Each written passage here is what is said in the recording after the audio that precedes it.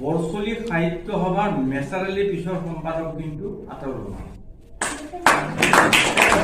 বহুতে নাজানে মেচাৰেলে যেতিয়া সাংবাদিকতা কৰি থাকি অনুষ্ঠান চলাব নোৱাৰা হৈ গ'ল, মোক মাতি লৈ গৈছে। আমি আলোচনা কৰিলোঁ, আতাউৰ ৰহমানক আমি বৰছলি সাহিত্য সভাত দিলোঁ। আৰু যি সাহিত্য সভা এজন আজীৱন সভ্য নাছিল, শাখাটো নিষ্ক্ৰিয় হৈ গৈছিল, শাখাটো বাতিল হৈ গৈছিল। আতাউৰ ৰহমান আৰু নবিতুল্লাহ দুটা মানুহ লগ লাগি মেচাৰেলিৰো সহযোগ আছে। এতিয়া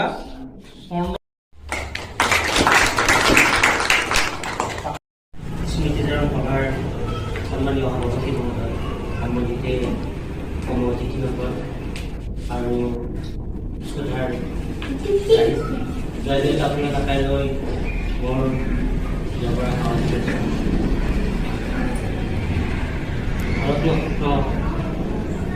স্বতন্ত্ৰ ভূপেন হাজৰিকাদেৱৰ স্মৃতিত আজি মই এটি কবিতা পাঠ কৰিবলৈ লৈছোঁ। একবিংশ শতিকাৰ পঞ্চম দশকতো মই তোমালৈ পাইছোঁ।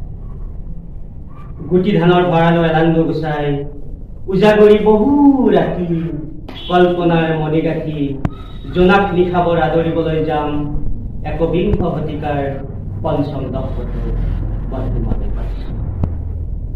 শিলা বৃষ্টি, শিলা বৃষ্টি, শিলা বৃষ্টি, ধুমুহা মহাপ্ৰলয়, ধুমুহা মহাপ্ৰলয়, ঘনঘোৰ অন্ধকাৰ, তথাপি যাম কাজল সৰুটো বচাই তাতে খাৰ পাওঁ মলেশ্বৰ বা মেলি মানাহৰ পাৰলৈ যাম। টিপকাই পাৰৰ বাগডুম্বা হেৰাই বাট লৈ চিতলা চাম।